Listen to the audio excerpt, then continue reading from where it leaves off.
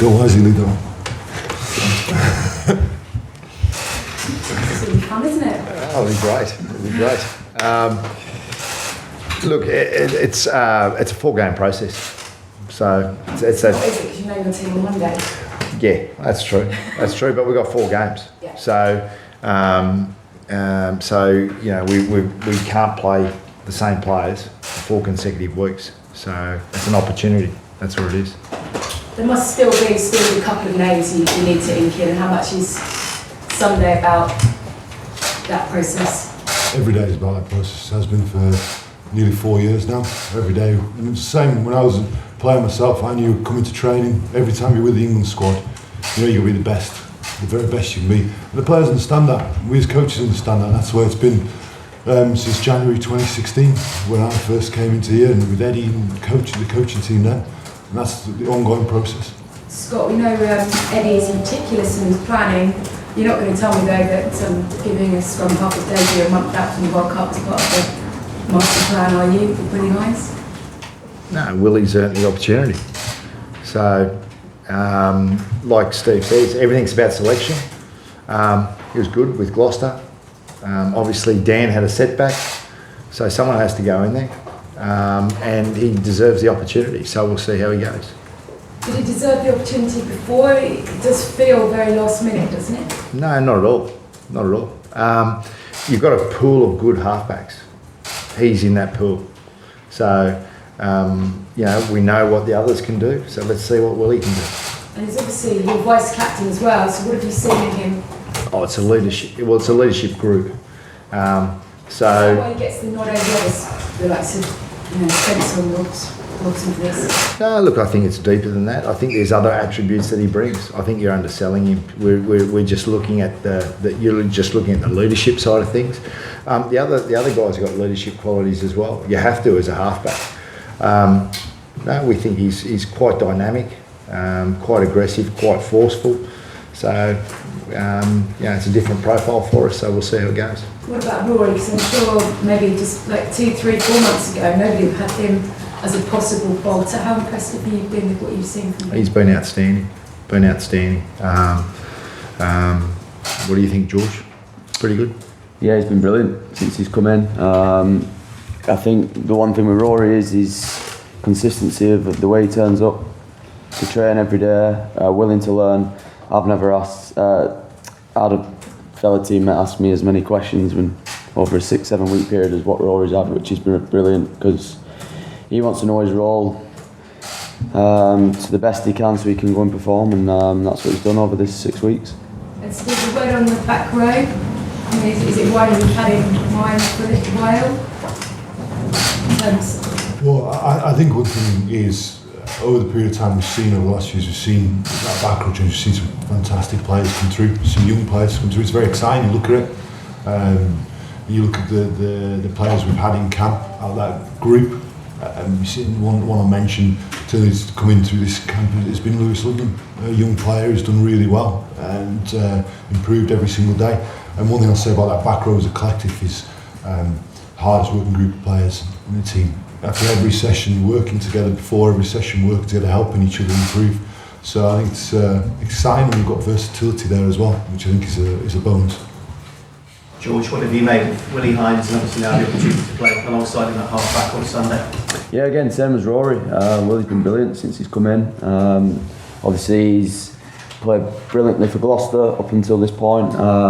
He's led Gloucester as well. He's captain for a couple of seasons, but more than that stuff, it's his actions on the training field, which has been brilliant. His energy, everything you want from a 9, his execution, his basics of his game, and the way he speaks off the field as well is a massive help for someone who's playing outside him. So I'm really looking forward to it. And then Piers Francis at 12, a player who can obviously play 10 and 12, lots of experience. What have you made of his kind of resurgence back within his place in England? Thank you.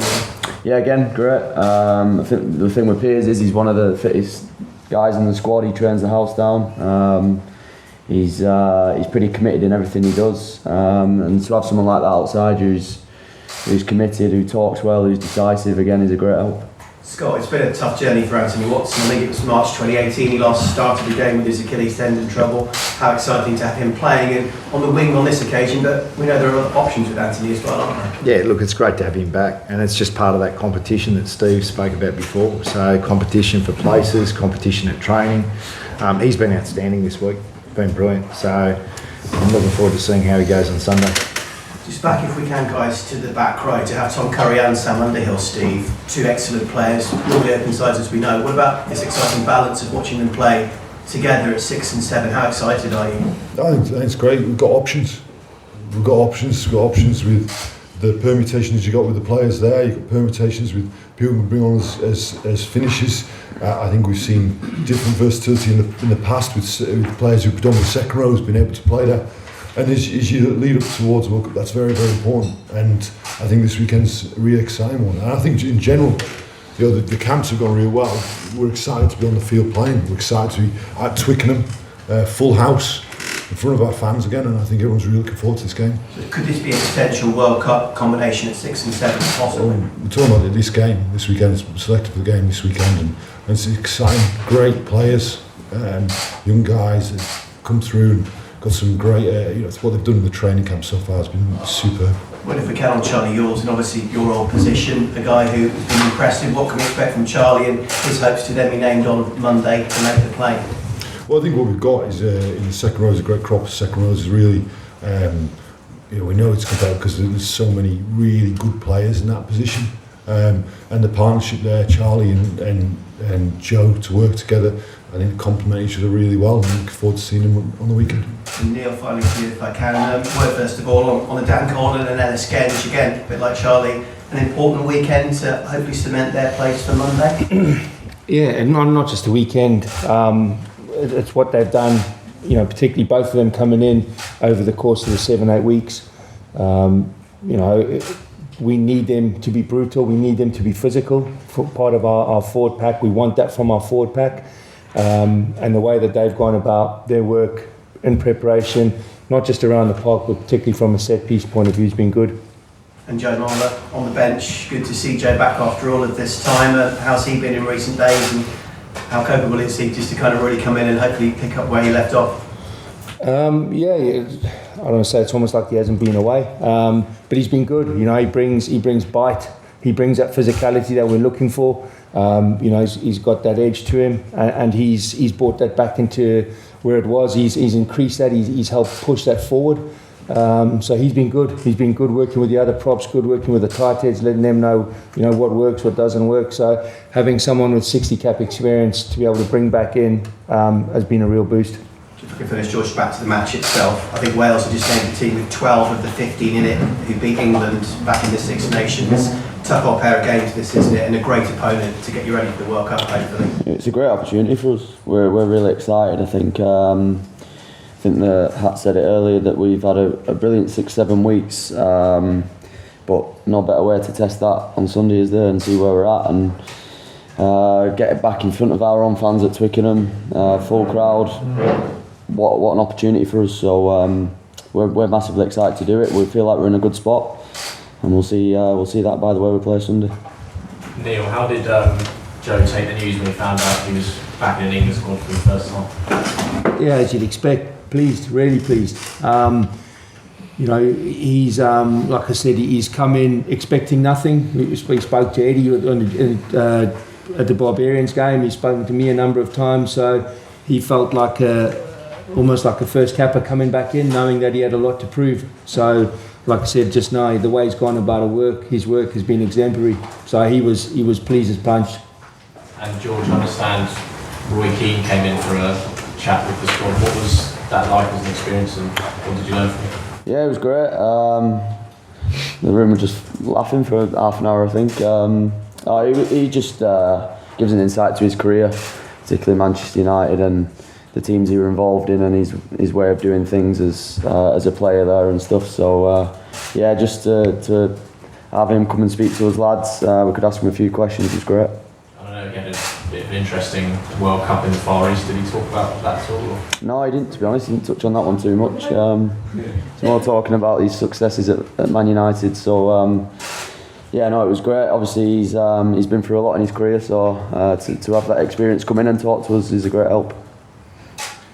Okay, we'll take George into Riders first, and then I'll bring.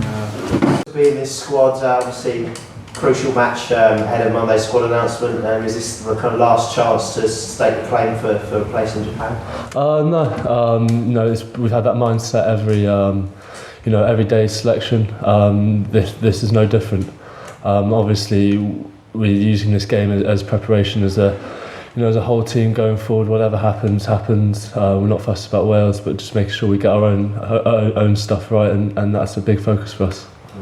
So there's no nerves going into the game that you kind of have to pull out all the stops to guarantee a place in that squad on Monday? No, it's a team performance. Obviously, some lads might naturally be nervous for a rugby game. At the end of the day, it's an international, but we're definitely focused on the team performance and how we can get the best out of what we are as a team. And how about personally for you? Do you think you've done all you can over the last few weeks and months to get a place at the Rugby World Cup? Yeah, it's been tough. It's been hard, good competition. But yeah, no, personally, we're feeling in a good place, and as a team, I think we're feeling in a good place. How was Treviso? A lot of the players saying that they lost kilos in body weight and it was hot, humid, intense. How did you find it? Yeah, no, we definitely pushed our limits. Weight, hydration stuff was key to stay on top of in terms of performance. But yeah, no, that's it's going to be what Japan's going to be similar to. So it's massive in order to push ourselves, so we can really, test our bodies and push ourselves to the limits. And looking at the Wales game, I mean, you played them twice in 2 weeks. Is that the kind of fixture that's going to get you, whet the appetite and get the intensity right for Japan? I think any game, when whoever we play, whatever opposition we play, I think that. I think it would be the same. At the end of the day, we're focused on ourselves. These 4-6 weeks preparing, make sure we're getting what we want to get right first and foremost. So yeah, the oppositions, whoever we play is irrelevant. It's just make sure we get our own house in order. Are you expecting quite an intense game at Twickenham on Sunday? Yeah, any international these days is intense. So yeah, expecting a good physical game. And you've been playing with Sam Underhill for the first time. How do you think that partnership's going to work? Yeah, really exciting. Obviously, he's a quality player. Training's gone well. Just developing that relationship. And there's a few uncapped players in this squad. Willie Heinz has kind of come almost out of nowhere as the vice captain. Looks like he could be a name on Eddie's team sheet come Monday. I mean, how's Willie been in and around the camp? Yeah, really good. Obviously, amazing experience, and just to have that sort of experience leading us, especially in 9, such a crucial role, has been invaluable. Especially this week, he's been really good. Does it not worry you as players maybe that we're still umming and ahhing about some of these key positions just a few days out from the squad announcement? Not at all. I don't think we're umming and ahhing at all. But I mean, uncapped players at this stage seems maybe a bit of a gamble, perhaps. No, if they're good enough, they're good enough. I don't think caps reflects that at all. And Rory's another one of those uncapped players. I mean, what have you made of him as well? Yeah, really good, enthusiastic, unbelievable athleticism. And really good team player, really good lad. So he's brought in really well. And yeah, as I said, the athleticism obviously from the 7s has transferred to the 15s, and you can just see it out there training. He's unbelievable. Is the excitement now building in the camp, or are you encouraged not to think too much about the World Cup? There's always excitement when we come into any camp. There's a chance to represent your country at training and have the opportunity to represent your country in the games. So there's always excitement. But yeah, no, we're definitely focused on the job in hand in terms of what we've been training on for the last 4 weeks. Make sure that what we've been training on we can transfer into a game and make sure we get our own stuff right. And how's Eddie been around the camp? Quite relaxed? Is he fairly intense at the moment? Eddie's Eddie, isn't he? So yeah. Just finally, what would it mean if your name was on that 31 man squad list on Monday? What would it mean to you to be nailed on to go to Japan? Obviously, speak probably on behalf of everyone. It's a true boyhood dream, but at the end of the day, under no illusions, that take every day as it comes. Make sure we get better each day, focusing on what we can do each day, and whatever happens on Monday, the week after, the week after, the week after, it will happen. So just make sure you take every day as it comes, and whatever happens, happens. Good luck with it all. Thank you very much. Thanks, Tom. Thank you.